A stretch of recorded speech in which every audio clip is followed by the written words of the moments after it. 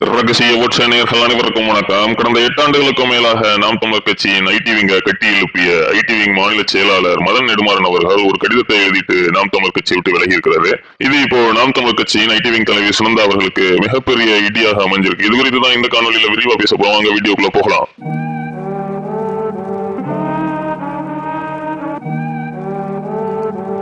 நாம் தமிழர் கட்சியில பல்வேறு பாசைகள் இருந்தாலும் தமிழ் மக்களுக்கு நாம் தமிழர் கட்சியை கொண்டு போய் சேர்த்தது அப்படிங்கிறது நாம் தமிழர் கட்சியின் இணையதள பாசறை தான். அந்த அளவுக்கு ஐடி விங் மிக வீரியமாக கடந்த பல ஆண்டுகளாக செயல்பட்டதன் விளைவாக தான் கட்சி பெரும்பாலான தமிழ் மக்களின் இதயங்கள்ல போய் சேர்ந்துச்சுன்னு சொல்லலாம். அதுதான் நாம் தமிழர் கட்சியை ஒரு 36 லட்சம் வாக்குகள் வர பெறுவதற்கும் வழிவகுத்துச்சு. அப்படிப்பட்ட நாம் தமிழர் கட்சியின் ஐடி விங்லேயே கடந்த சில மாதங்களாக ஒரு சில குழப்படிகள் இருந்த காரணத்தினால் தான் நாம் தமிழர் கட்சியின் வாக்கு சதவீதம் குறைவதற்கும் அது காரணமாக இருந்துச்சு அப்படிங்கிற குற்றச்சாட்டுகளையும் பலர் முன்வைக்கிறாங்க.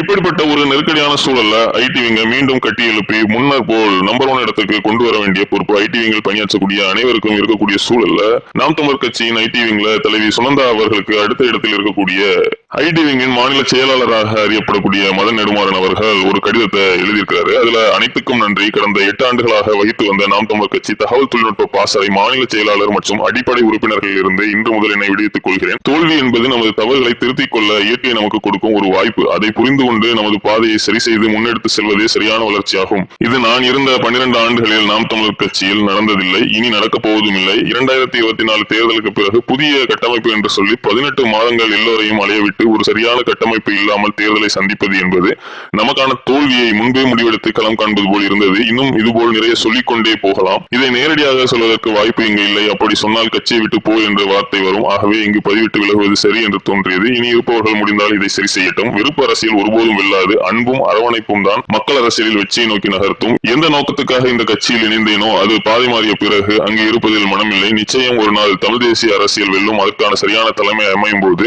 இன்று வரை எந்த இடத்திலும் என்னை முன்னிறுத்தாமல் எந்த எதிர்பார்ப்பும் இல்லாமல் என்னால் முடிந்த பங்களிப்பை இந்த கட்சிக்காக செய்திருக்கிறேன் என்ற மன நிறைவோடு செல்கிறேன். கட்சியால் எனக்கு கிடைத்த நட்புகள் தொடர வேண்டும் என்று விரும்புகிறேன் அப்படின்ட்டு சீமான் அவர்களுக்கு அறிவுரை சொல்ற மாதிரியான ஒரு கடிதத்தை தான் அவர் எழுதியிருக்கிறார். சோ இவருடைய அந்த பதிவுக்கு தம்பிகள் பலரும் பல்வேறு விதமான கருத்துக்களை சொன்னாலும் ஒரு சிலர் இவர் ஐடி விங்காக ரொம்ப முக்கியமான பணிகளை செஞ்சிருக்கிறாரு, இதை யாராலையுமே செய்ய முடியாதுங்கிற மாதிரியான கருத்துக்களையும் சொல்றாங்க.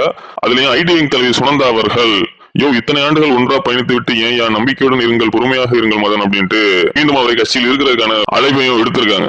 ஆனா சுனந்தாவுக்கு பதிலளிக்கும் விதமாக வள்ளுவன் அப்படிங்கிறவர் திசை மாறி போயிடுச்சுன்னு சொல்ற ஒருவரிடம் எதுக்கு நாம் இருக்க சொல்ல வேண்டும் சகோதரி, போகிறவர்கள் போகட்டும், அவர்கள் திசை வழியில் அப்படின்ட்டு அவர் அவருடைய கருத்தை சொல்றாரு. சோ இது எப்படியோ ஐடி விங்காக கடந்த பல ஆண்டுகளாக பணியாற்றிய ஒரு நபர் கட்சியை விட்டு விலகுவது அப்படிங்கிறது நிச்சயமாக ஐடி விங்க்கு ஒரு பின்னடைவாக தான் பார்க்கப்படுது. சோ இதுல இருந்து மீண்டும் நாம் தமிழர் கட்சி ஐடி விங்கை பலம் வாய்ந்ததாக மீண்டும் கட்டி அமைக்கணும் அப்படிங்கிறது தான் அனைவரோட எதிர்பார்ப்பு. நன்றி, வணக்கம்.